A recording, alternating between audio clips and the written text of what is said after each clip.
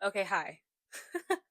I am a local hippie, and today we are going to be talking about one of my favorite authors of all time.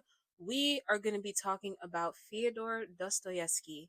And for the sake of brevity, and just in case I'm pronouncing his name wrong, we're going to call him Dosto. I'm going to refer to him as Dosto. Okay? And what we're discussing today is the order in which I believe he is most effectively read, or he can be most effectively read in. Not now, I guess I should preface this by saying I'm not speaking from an academic perspective. I'm not trying to give you a course syllabus and a crash course on how to read Dostoevsky for that purpose, for academia.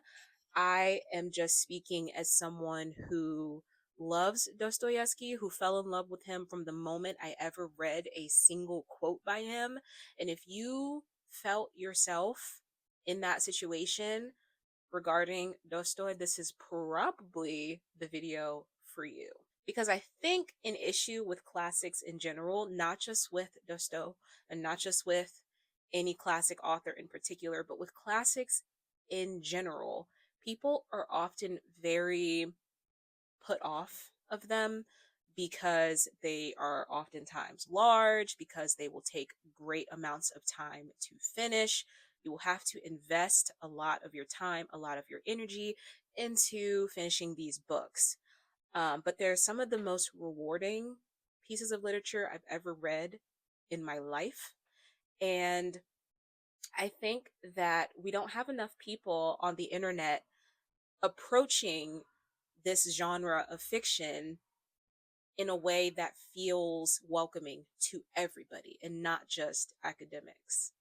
And so that's the point of this video. And in no way am I saying that this is the exact way you have to read Dostoevsky, because believe me, I haven't even read some of the books that I have on this list. I just believe that when we're talking about the awareness and the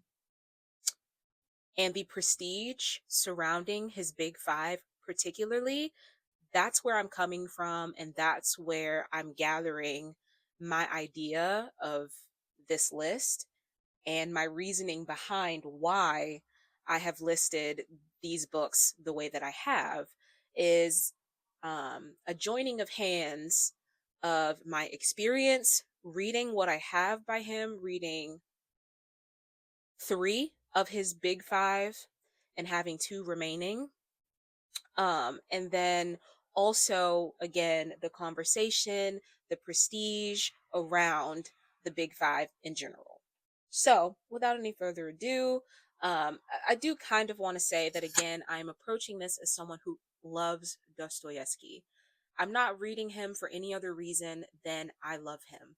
I love his voice. I love his style. I love the repetition. I love the way he discusses psychology and the way he paints psychology in his characters and in the plot of his stories. So I just want to preface this by saying that. And now we're going to get into the official list. So you know I'm serious about this because I got the freaking 6 subject 5 star like notebook out. So I think that if you're brand new to Dostoevsky, you've never read anything by him before, I think the best way to begin with him is his short stories, and particularly his collection called Poor Folk and Other Short Stories. I choose this one because if you choose one of his other ones, like right here, A Disgraceful Affair, you'll get one of the more well-known short stories that I think should be saved for later in this list. So, particularly, I think you should begin with Poor Folk. Again, this is just my opinion. You can start wherever you want to. But if the goal is to understand Dostoevsky a little bit better, to get used to his voice, to acclimate to the way that he writes, because he is a unique author, okay? I've never read anybody like him. Not even the authors that critics of his time tried to compare him to. Okay? Nobody writes like Dosto wrote, Okay, there's nobody else like him. So I think you should start with Poor Folk and other short stories.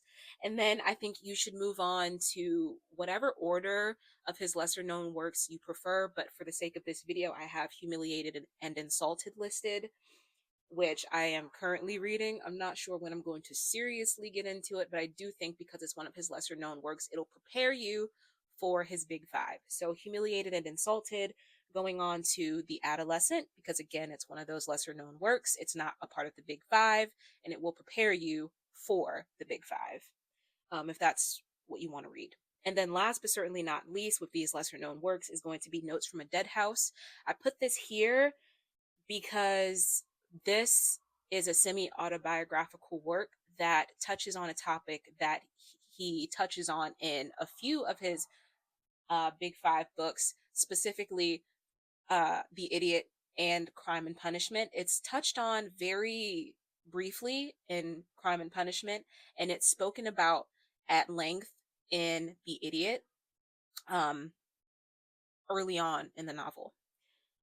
So that's my list. So far we have, starting with Poor Folk and other short stories, and then Humiliated and Insulted, and then The Adolescent, and then Notes from a Dead House. You can read those in whatever order you prefer. Moving on to his larger known works, we're going to start with Notes from Underground, and I think this is undeniably the place that you want to start if you're wanting to read his big five. You'd want to start with Notes from Underground, because in my opinion, this is the foundation of the big five. This is the through line of the big five, and even through some of his lesser known short stories that I'll mention here in just a few seconds. It's huge. It's a small book. She is small, but she is mighty. So you want to start there. And probably what I'll say is, once you have read it for the first time and you move on, to some of the books that are further down on this list, you're going to probably want to circle back to it once you realize the connection. Once you see the connection to Notes from Underground, you'll want to reread it. At least I did. So the next, we'll go to The Idiot. This is the exact order I read Dostoyevsky in. I read Notes from Underground, and then I read The Idiot. Um, I think because The Idiot is one of his big five, but it's probably, if you had to put his big five in a pyramid, it's probably somewhere at the bottom, because it was critiqued very harshly at its release. And even if you look it up, Dostoevsky is quoted talking about how it's not one of his best works. It felt like it was rushed when he was writing it, and that comes through in the chaos that is The Idiot, but it's still such a deeply profound um, novel, and is deserving of its place in the big five hierarchy. And then next, I read Crime and Punishment after I read The Idiot. I love Crime and Punishment. Crime and Punishment is one of my favorite books of all time. It's up there with Moby Dick for me. I love it so much, and I do believe that it should be read probably second. Probably second. And then we have Demons. Now, you can read Demons after Crime and Punishment if you want to, but it is argued, I have seen discourse and I have seen it argued that Demons might be Dostoevsky's magnum opus instead of the Brothers Karamazov. Because I haven't read either one of them, I couldn't tell you if it's true. And even if I had read either one of them, I wouldn't be able to definitively tell you, because these things are subjective. Reading is subjective. And even with this list, I just kind of want to make it a little bit more accessible for the person who's reading for enjoyment, and for the person who feels as though they would enjoy Dostoevsky as an author just because that is their taste. Again, as opposed to coming at it from an academic space of like, this is something that you must read in order to be considered well read. So with that, Crime and Punishment, and then Demons, but you could read Demons a little bit further down this list, because after we read these first three of the big five, as in Notes from Underground, The Idiot, and Crime and Punishment, you can double back to whatever you haven't read by him so far. I think that would be really cool. And then you could take that time as well to double back to Notes from Underground, because I believe it is a through line in all of the big five, and will help you understand the Big Five and Dostoevsky's philosophy, which echoes throughout all of his works, but especially out of the Big Five. So then we'll double back to whatever you haven't read yet. This might include The Double, Dream of a Ridiculous Man, which is why I particularly singled out Poor Folk at the beginning as what you should read very first by Dostoevsky, because The Double and The Dream of a Ridiculous Man are not in that collection.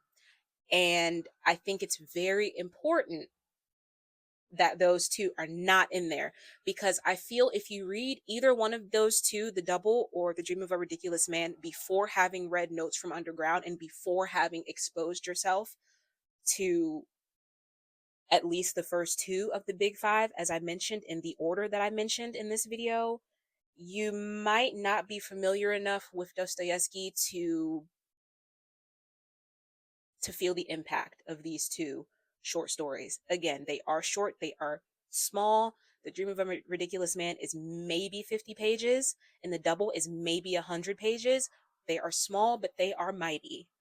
So let's assume you haven't read them up until this point. You'll double back, you'll read those, and you'll read anything you haven't read by him yet. And then once you have done that, we're going to double back to the last two of his Big Five. We already mentioned Demons, but then the Brothers K. I will leave a little bit of fluidity here and say that you could read either one of those, because depending on the discourse and depending on who you are, you might feel like one is the magnum opus and the other is just a really good book. Again, I haven't read either of them yet, so I can't really tell you. But going off of the discourse and going off of what I know about Dostoevsky, you could read one of those two. After you have read everything else. So that's pretty much my list in how one could get into Dostoevsky. Again, I'm not speaking from an academic standpoint, because I am not an academic. I am just a girl in the world who likes to read and who loves Fyodor Dostoevsky. And so that is where the energy in this list and in this video is coming from. It's coming from somebody who loves him as an author, who read a quote by him on Pinterest like 6 years ago and knew that I was going to enjoy his writing just based off of that one quote. And I do. I love him very, very much, and I want to read everything he has ever written. And so far, I have read. I started out with Notes from Underground, and then I went on to read The Idiot, and then I went on to read a few of his short works. I read White Nights, I read The Meek One, I read and then I read, I believe it was just those. I believe it was just those two. And then I went on to read Crime and Punishment, and then I went on to read The Double, and then I went on to read The Dream of a Ridiculous Man. And that's where I'm at in my journey of reading Dostoevsky. And I am catching up on his lesser known works at this point before I go on to either Demons or The Brothers K. So yeah, that is my list of how I think one should approach Dostoevsky. Um, you can read him in whatever order you want. This order just makes sense to me because it's coming from a place of wanting to understand him as an author. Um, it's coming from a place of wanting to understand his voice. It's coming from a place of acclimating to the strangeness and the vastness that is Fyodor Dostoevsky. So, with that being said, I hope you enjoyed the video, and I'll see you when I have something else to yap about.